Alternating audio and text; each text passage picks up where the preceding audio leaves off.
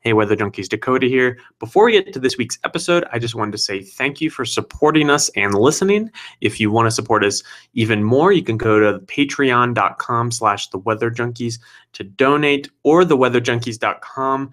You can find the donation button there as well. Basically, the donations just keep the site running, keep the podcast hosting site running, and help us make more episodes of the Weather Junkies, including our series of Weather Ready or Not, which we're hosting site running and help own website and own podcast on iTunes. So if you want to make that happen, go to patreon.com/theweatherjunkies or theweatherjunkies.com. Thanks for listening.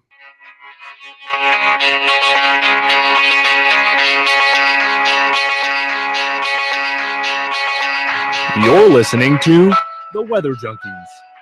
Oh boy. A large wedge tornado coming up into Tuscaloosa. A winter storm warning is in effect for our area. So we can expect at least another 2 to 4 inches overnight. Then that snow. The National Weather Service in Huntsville has issued a tornado warning for northwestern Massachusetts. 14 to 52 inches of snow! Good Thursday evening, everyone. Thank you for joining us here on the Weather Junkies podcast. Oski joining the podcast from Plattsburgh, New York, alongside Dakota Smith. Hey, Tyler. Hey, everyone. Thanks for listening. It's another beautiful day in Colorado. Oh, my gosh. February weather. This is not February weather. It's in the upper 60s. It's sunny. It's amazing. It's some of the best weather I think I've ever seen anywhere. It feels like I'm living in Southern California in the winter. I think we do have some changes in the forecast the next week, but I am enjoying this weather now, getting out, doing a lot of hiking, a lot of biking, really living it up. Tyler, how's the weather on the East Coast? Well, it's been very snowy in the Northeast, especially New England, specifically in Maine, but here in the Champlain Valley, we don't always get as much snow as everyone else does. In fact, the storm that we got a couple days ago was the largest snowstorm in the Champlain Valley in over 2 years. We got over 11 inches of snow. Prior to that storm, we had a drought of 6-inch or more snowstorms. The last one was Groundhog Day in 2015. So we had gone just over 2 years without a 6-inch plus storm, and the storm that broke the drought was one that was over 11 inches. So we have a lot of snow on the ground right now, but a big warm-up is in the cards for next week. So I'm kind of excited that some of the snow will melt, and we're getting to that time of year where the sun angle actually is noticeable, I think. Yeah. It snowed yesterday, and it had some trouble sticking to the road during the day. The temperature was above freezing, but after all, I mean, it is February 16th. The time is flying, so... Yeah, I think you guys are getting that warm up, and we will get the subsequent cool down, I believe. Yeah, it seems to work that way. Yeah. When you think about it, though, a 1 week warm up this time of year really has big impacts, because you go a week down the road and all of a sudden it's like the last week of February. Yeah. And spring is right around the corner. So Snow chances dwindling. Yeah, they are. Well, March can be a huge month, but we'll see. We'll see. Yeah, March is our snowiest month, so I'm looking forward to that. So on the show this week, we have a special guest. His name is John Malone. He has no background in weather. Don't tune out just yet. We want to do a profile on him and ask some weather questions and how he consumes weather information. And it's something that we've long wanted to do on the podcast. We're always talking with weather experts. Well, now it's time to actually hear some opinions, hear some things from someone who consumes weather information and is not on the side of making it or distributing it or some side of the actual science. So, John, welcome to the podcast. Hey, Tyler, thanks for having me. I have a little bit of a feeling that this is kind of payback for the public's, joking of every storm. Oh, the weather guys got it wrong. Must be nice. And I feel like it's time to turn the tables on me.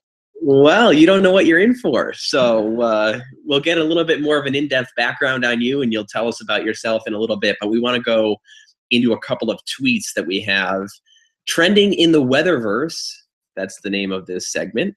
The first tweet comes from the National Weather Service in Guay, Maine, and they tweeted that Maine has more snow than anywhere outside the mountains and lakes. By that they mean out west and the Great Lakes. Maine, especially out towards northwest Maine, they have, based on this map, they have over 96 inches. Wait a minute. That's accumulation on the season. Not depth. Yeah, it's not depth, but it's 96 inches on the season. The little area near Mount Washington has over 120. Maine has been clobbered in the last couple storms. A lot of the storms have been really late developers, so I'm out until it's too late for places like Long Island or Connecticut or Rhode Island. Though I will say one of the storms crushed all of southern New England, but the last couple have really been confined to Maine. So a neat little tweet there from Gray, Maine. I'm sure they're proud to have that stat. Yeah, and one thing that I see from here is that the Midwest, southern Midwest, and like Mid-Atlantic has seen very little snow this year. I know Capital Weather Gang talked about it a little bit. Yeah, around DC, there's actually a little snow hole on the map. It says 1 to 2 inches, I believe. Yeah, so if you're a snow lover in Maryland, you should move, probably. That's like a measuring error. Yeah, you see the Appalachians on the map with, some snow. But yes, snow hole in D.C. Shout out to my dad in D.C. He likes snow, so he's probably bummed out. Although they still get snow days. They still have gotten snow days, and they haven't had a big storm. Anyways, let's move on to our next tweet here. Tyler, you picked out this tweet. It's from the Burlington Free Press. You can follow them at BFP_news. The tweet says, snowboarder dies after rescue at Stowe. And it's pretty sad, actually. I guess the snowboarder went missing for a few hours, and he died at the hospital. Yeah. It sounds like it's the second time this has happened this year. There have been a lot of skiing deaths up here, and I'm a skier myself, and it really makes you realize that it's a really dangerous sport, even though it doesn't seem like it. I mean, these are not people that are, old and can't ski. I mean, these are people that are young and they're very capable, and they're just dying. I know the father died a couple of weeks ago. He didn't have a helmet on. Just terrible stories. But the reason I chose this one is because it wasn't just a typical skiing accident like hitting a tree. It was perhaps a case of snow immersion, something that I had never heard of before. So I had to look it up. But basically, if you and we've had a lot of powder recently, if you think of a tree and how snow falls around, kind of like a Christmas tree in your yard or a pine tree or whatever, you know how the snow doesn't quite fall, doesn't really add up right near the actual trunk of the tree, but it kind of builds up out. Well, when you get like 6 or 7 feet, the dive into the tree trunk is a lot. And I guess snow immersion is a thing, especially out west, where like if you fall head first into one of those holes near a tree, and then all the snow collapses in on you, you die or you suffocate or you have hypothermia. Yeah. And that's what they think happened here. The guy was actually skiing with a friend. I believe he was a senior at UVM. And I mean, it's like, I think it falls into the category of freak accident. You realize how dangerous the sport is. Yeah, I snowboard, and I've seen those. Out here we call them snow wells, or tree wells around the tree, and it's partly because the snow doesn't fall, right at the trunk of the tree, but also later in the year, the trees are warmer than the surrounding snow, so they actually melt the snow around the tree a little bit and make that well even worse. And yeah, my advisor was snowmobiling one time and went right into one of those, and luckily he was fine. But yeah, nothing to fool around with there. Our next tweet comes from Lisa Remillard. She is an anchor at KUSI in San Diego. She tweeted a graphic of the Oroville Dam. That probably sounds very familiar. It was a huge story in the news. My understanding of the situation was the dam has a spillway the spillway got damaged. So in order to prevent greater damage, they really toned back the amount of water they were letting out of the main spillway. So then the emergency spillway had to go into use for the first time ever. And I don't know, maybe it wasn't quite engineered right, but they were using the emergency spillway. And then at one point, the engineers thought it was going to fail. So everyone was evacuated, not the dam, but the spillway, which would still be a lot of water. And it didn't fail. So that's good news. But I know it was a huge story, and it was one that probably wasn't the most well understood. That was a scary situation, honestly. When all those people were evacuating, it was like bumper to bumper traffic, and there was worries that, you know, like you said that the spillway was going to fail, and then there were like misleading reports that the dam was actually going to fail. And it just seemed like no one actually knew what was going on, but the bottom line was everyone needed to get out. And the warning came out with about only an hour lead time. It was a prediction. It was a dire prediction. They didn't say they thought it might fail. I think they said it was going to fail in an hour. Yeah. Actually, I believe I tweeted it out. I got 253 retweets, probably my most popular tweet ever. Wow. But it didn't fail. So that's the good news. Now, the problem is highlighted in our next tweet. And this one comes from the LA Times. Yeah, so you can follow them at LA Times. The tweet says, the storm headed to Oroville Dam will bring 10 inches of rain, revised forecast warns. So there is a lot of moisture coming from the Pacific onto the western coast of the United States over the next week. And it's going to bring up to a foot of precip. You know, that's a lot more when it comes to snow. But if it's just liquid, it'll be upwards of 10 to 12 inches of rain, of liquid. So that definitely is not good for the dam situation, because right now they're doing all sorts of things to fix all the erosion that happened during the incident. And so it's not good news. Who knows what's going to happen, but hopefully they can fix a few things and prepare for more rain. And I honestly think there's going to be more rain after this, looking at some of the longer range models. So the engineers working on that no doubt have a tremendous challenge. You can crunch all the numbers you want and all the equations on paper, but that doesn't always translate to reality. Maybe that's what happened with the initial design, and then what happened the other day. It seems like they didn't account for erosion or something. But we'll pay attention to that as we go forward over the next week. The final tweet comes from WCM_Chrissy. She's the warning coordination meteorologist at NWS Nashville. This is something we've talked about all the time on the show. I say it all the time in person. I retweeted it. Great tweet. She says, is an emergency, then nothing is an emergency. It's a quote of Dave Sharp from the National Weather Service in Melbourne. And she says it's the best quote of this weather social science class so far that she was at. If everything is an emergency, then nothing is an emergency.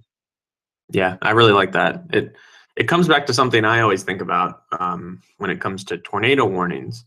And if you overwarn for tornadoes, and you see some rotation, but it's weak, and there's actually no tornado on the ground, but you give it a tornado warning early. Anyways, people are not.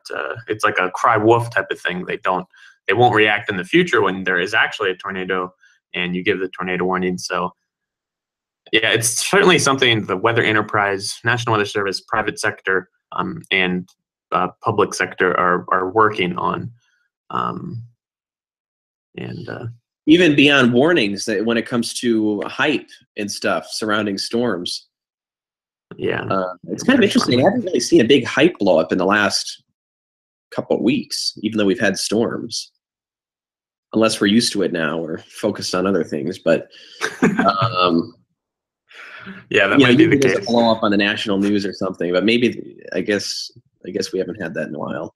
Anyways, that wraps up our trending in the Weatherverse segment. And that brings us to our read of the week. Yeah, so we try to do the read of the week, when we can.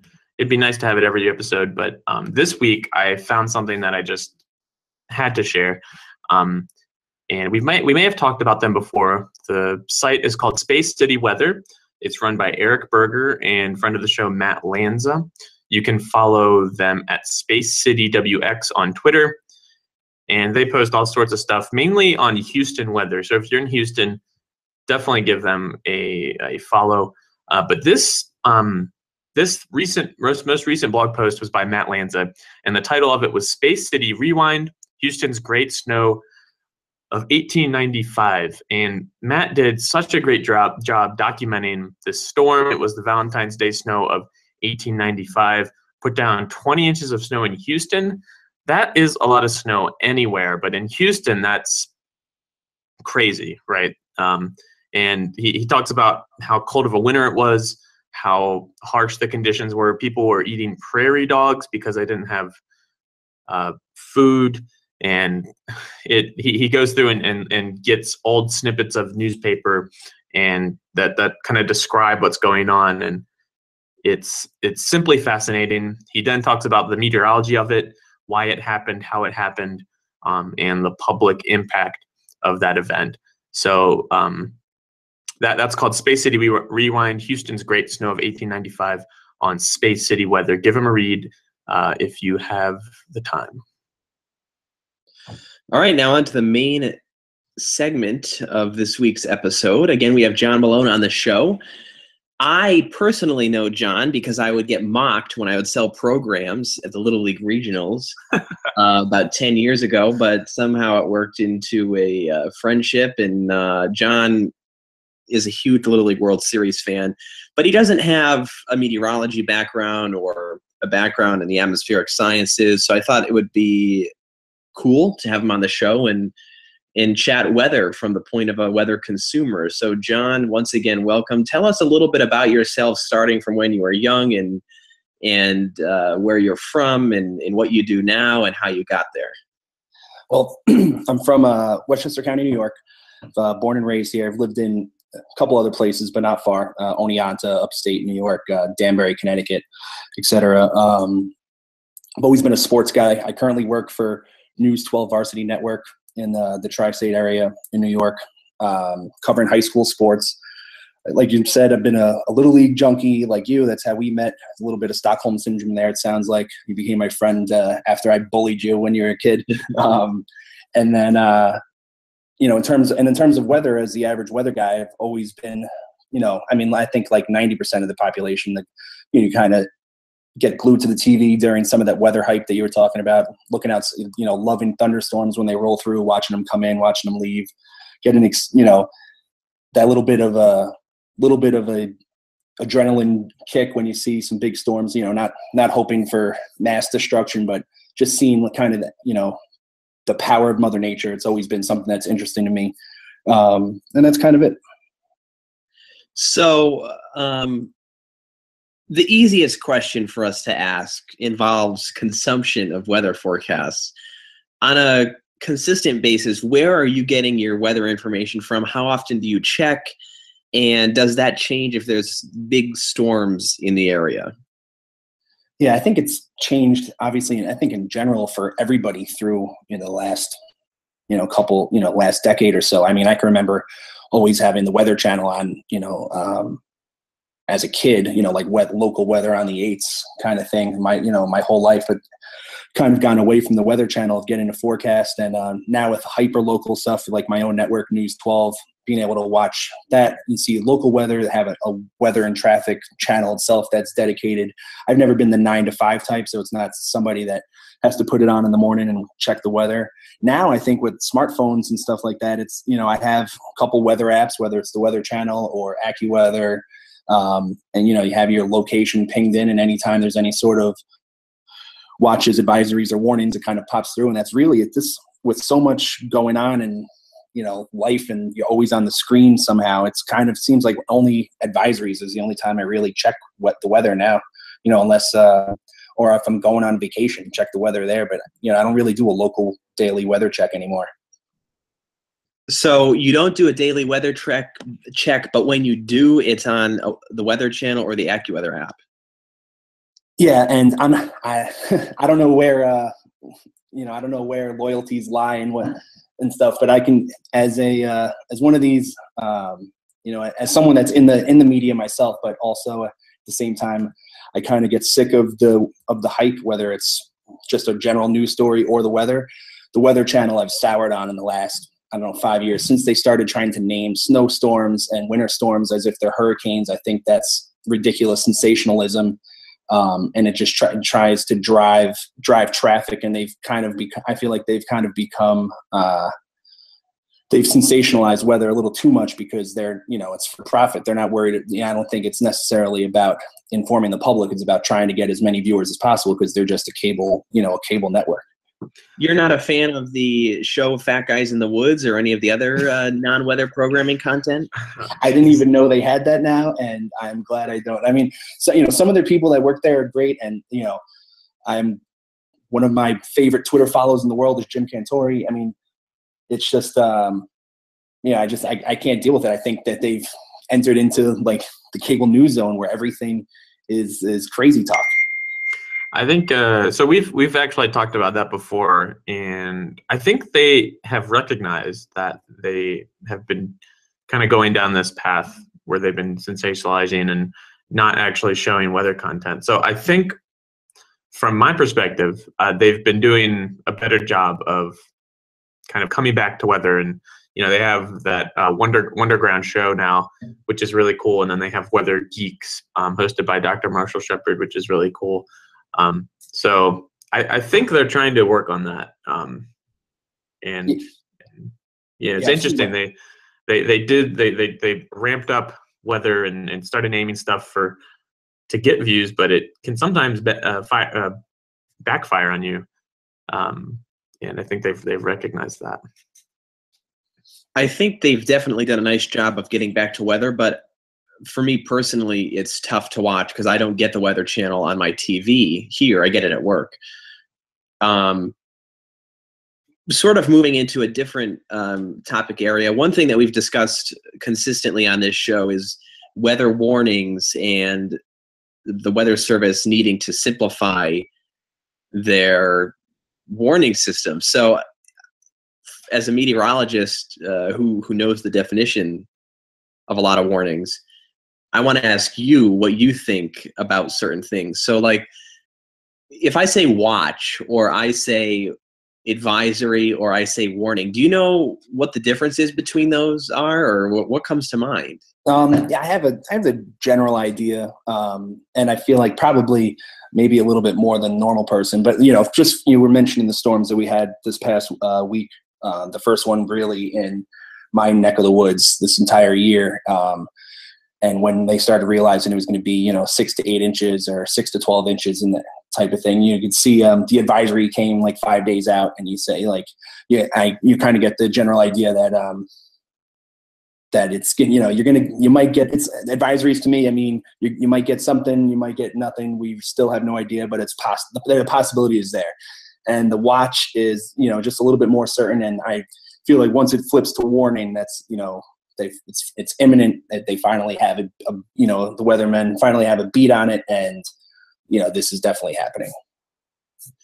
That's probably a better understanding than most people, but it's not exactly accurate. Dakota, you want to explain? Well, so I mean, to be honest, I still can't figure out I don't think the National Weather Service knows the different like what an advisory means, because I've seen 2 different National Weather Service graphics say that actually I've seen 3. I've seen one saying advisory is a downgrade, one that says advisory is an upgrade from a watch, and one that says advisory is just kind of the same. So I mean, I don't blame people when they're confused when it comes to the advisory versus a watch and warning. Yeah, so I don't know. That's my comment on that. My understanding has changed. I always viewed it as advisory, watch, and warning. Warning being the worst. Yeah. But I think it's supposed to be a watch is something is possible, and then an advisory and warning both are more confident but at different magnitudes. Yeah, that's spot on, I think. And that's what it's supposed to be. But I think there's so much confusion about it internally and externally that, you can say what it's supposed to mean, but what it actually means is different than its intent. So yeah, that is right. That's what it's supposed to be. So severe weather, you do a lot of little league volunteer work in the summer. So you encounter thunderstorms and maybe even tornadoes. Have you ever been in a tornado watch or warning, John? I can't remember if, I don't know if we've had any tornado watches recently. I'm sure we have. I know that I'm going to say at least almost 10 years ago now we had, and I'm pretty sure they confirmed it as a tornado, not as a downdraft, but or that it touched down. But it was about 10 years ago, like right here in Elmsford. For the next week I would drive. I had like a little loop, and I would drive people around to show them the tornado damage, and you could see the exact path that this thing went up and over. That was like 10 years ago. It's the only time I've ever seen anything like that. And I don't think we've ever had a warning necessarily where, nothing materialized. What does a tornado warning mean? See, to me, it's the same idea as any other warning, especially if they use the warning, is that, and I know tornado predictions, I would assume is really, really tough. It just shows that the conditions are great for it. But to me, once you throw the word warning, that means that's it. There's going to be a tornado in your area. You better take some cover. Yeah, that's hopefully, great. Or basically that's what it means. A lot of times the tornado warning means that the conditions are right for a tornado to form, but it may not have actually formed. Dakota, what are some maybe major things that we may not have covered?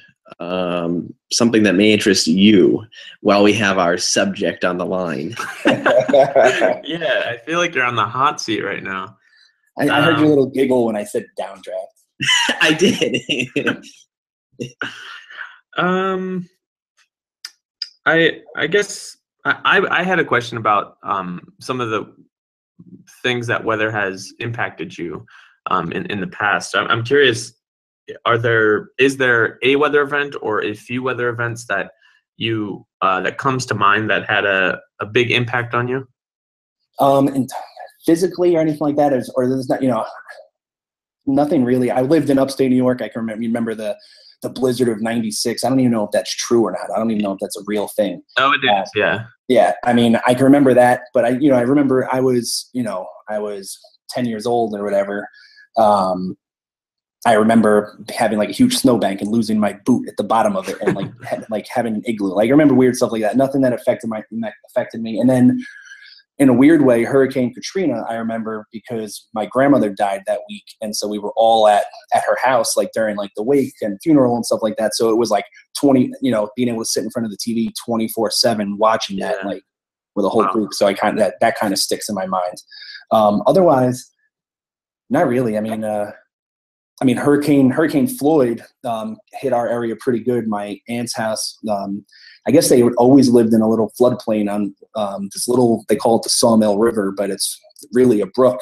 But because of a lot of industrialization in the area, the river needed to be dredged, and it wasn't. And Hurricane Floyd completely flooded out their entire neighborhood. And ever before then, it hadn't happened in like 30 years. But now if they get like 2 inches of rain, it floods out to the point that FEMA had to give the whole neighborhood money to raise all their houses, because any sort of moderate storm basically floods out. It's actually where our Little League field is. It floods out 2 baseball fields in a neighborhood of about 7 houses. And I would say it's like 2 square miles. And no matter what, it floods out, despite the fact that normally the river has no water at all.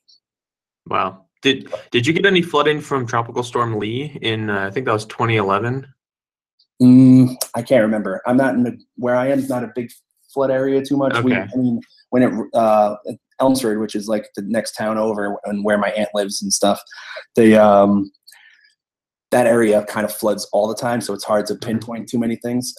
I know in the past there's been some bad floods in Mamaroneck, New York, which is about 10 minutes away in Westchester.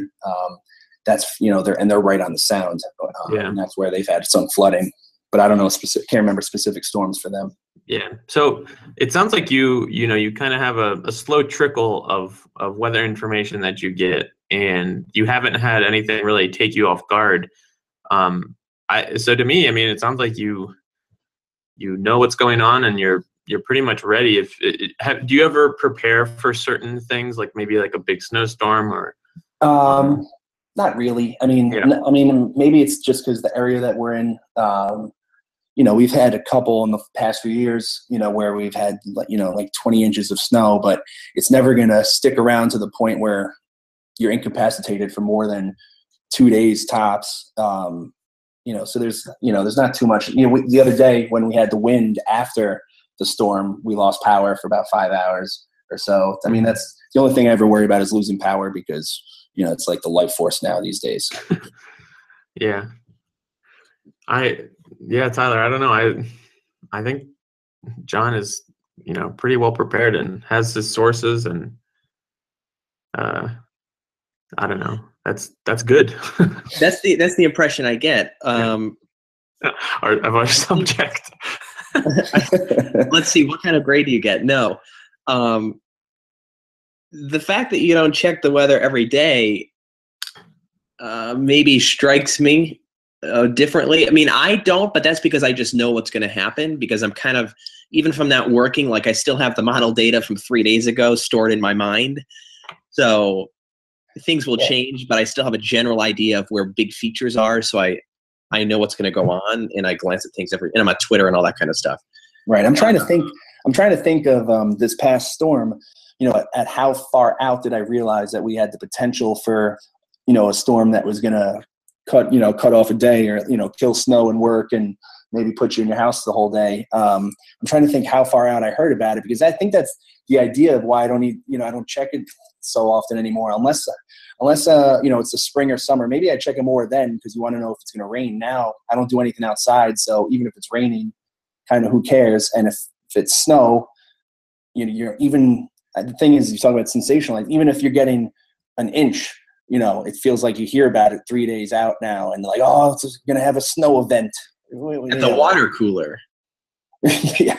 But the other thing, it's weird that I don't check everything, but maybe it's because I live on the internet. I don't even go out to work. So I work in the fields when I'm going to games in the afternoons each day. So I kind of know the weather before I'm going to a game anyway, because, it's the middle of the day. I'm not getting up and going, it's between 7 and 9 a.m. Where you're not sure what's going to happen. And then also I'm on the internet. So I guess maybe I see it when it's going to happen, but I don't necessarily care if it's raining or not. I'm not even an umbrella guy. I barely wear a jacket. It's like I'm going to the car to the house. I'll be fine. Do you use Facebook a decent amount? Yes. I think part of it, I don't know if this has ever been studied, but there's just so much that floats across. You don't read everything, but you kind of have a feel for what's going on. Right. Whether it's political news or weather news, or just, you know what I mean?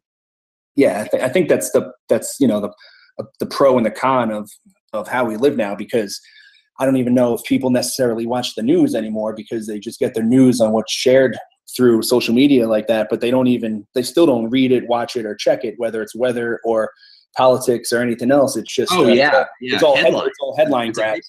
That's it. You kind of read the headline and say, hey, I watched the news today. Because a lot of times headline writing is not very fair or complete. No, definitely not. It's more on the clickbait side of things. But and knowing the way that we are kind of fairly center right, I don't know if I'm blowing up or not. We kind of see it more often than not. I think it's a tremendous challenge that we have going forward, especially when you have a weather event that actually is life-threatening. People are just they get their information from so many different sources, and it's not that one distinct source where you could actually say something jolting and actually have action be taken. So, yeah, I'm not sure how you put the toothpaste back in the tube, but I think it's you have to grab attention now with a headline because you mentioned this. If the other day was 1 to 3 inches instead of 6 to 8, do people get up in arms? Even though 1 to 3 inches is potentially more deadly because people hear 1 to 3 inches. Oh, that's nothing. I can go driving now. Where 6 to 8 maybe parks everybody. It's but at the same time, you mentioned crying wolf. It's do people not start to care about stuff if you don't put it in front of their face? Like who was it? Shep Smith during the hurricane was like, if you go out, you will die. Oh gosh. And then the other thing that we deal with is for weather information. There's a lot of people out there that are highly successful on Facebook, but they don't know what they're doing.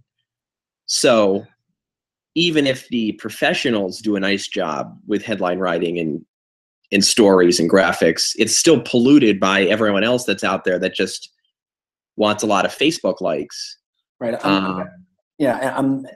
I think a good, I'm not sure what you're doing necessarily now in Plattsburgh, but at your former job, I thought the way that you guys did official video hits, so from the news, an official news source, but made for social media in a 2-minute hit here and there, and kind of it's always going to go across your screen. I kind of feel like that's the future. That's the way it should be, because I was certainly well informed on Bristol, Connecticut, and Hartford, Connecticut's weather because I not just because you're my friend, but I followed you because you're my friend, but I always watched because it's 2 minutes, which most people aren't going to watch. And as someone that does highlights for high school sports, people don't watch videos longer than 3 minutes long.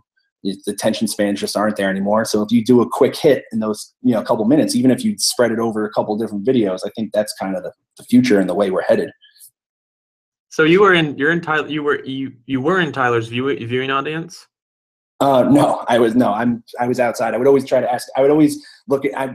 I would follow Tyler's weather more than my own, and I would try and see when his map was big enough, because Connecticut isn't exactly a large state. I would creep into it, and I would always wonder, like, is my Westchester County, is it included in his little pie chart here? Gotcha. Oh man, I was gonna ask for some constructive criticism. No, if you watched it, I think Tyler's the best since he was in high school. He's been the best. High praise. Oh, well, it's been a good episode. Anything else? Yeah, of course. Wrap it up? No, I don't have any. I don't have any questions. Well, John, thank you for coming on the show. Yeah, you guys can sit me in the hot seat anytime you want. I've had a good time. I think I held my own okay. I think so. We'll check the ratings before we invite you back. I have some social media pull, so we'll see how it goes. My family alone is like 100 people. So thanks for listening to another episode of the Weather Junkies. If you don't already follow us on Twitter, you can follow us at the WX Junkies. We're also on Facebook. You can listen to this podcast on iTunes and pretty much any podcast provider. And if you're listening right now, give us a rating or review, please. We really appreciate the feedback. Love hearing what you all say. And you can find all the content from the show, the tweets we talked about, the read of the week, and the podcast itself at theweatherjunkies.com. And if you want to support us even more, you can donate to our Patreon at patreon.com/theweatherjunkies. Tyler, we have a big March in store, and we have an awesome show next week. What are we doing? Hard to believe next week is our final February episode. That's because it's the final Thursday in February. We have Bob Henson on the show. He is a blogger from Wonderground, so that's next Thursday. And March is going to come in like a lion here on the Weather Junkies podcast. Among our guests in the month of March is John Neese, the associate head of the Penn State Meteorology Department, and we'll have him on in the show during the month of March. We'll also have a few other guests that we will announce very soon. Very excited about March, and we hope you are too. For this week's episode, though, for John, Dakota, and myself, thank you for tuning in. We hope you'll join us right back here next week.